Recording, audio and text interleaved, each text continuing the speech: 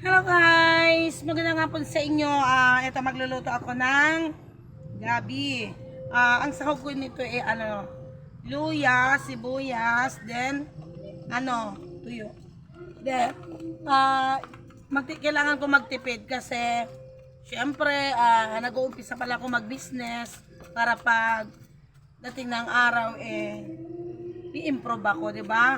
Magsimula daw sa maliit papunta sa malaki.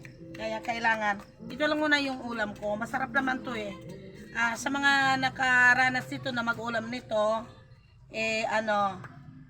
heart na lang, like and share. Sa mga hindi mag-like sa akin, papakulam ko kayo. Sharing. Guys, maraming salamat sa lahat ng mga nanood sa mga video ko, sa mga nag-comment.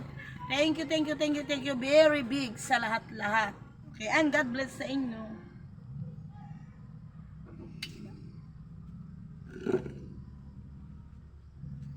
Hala.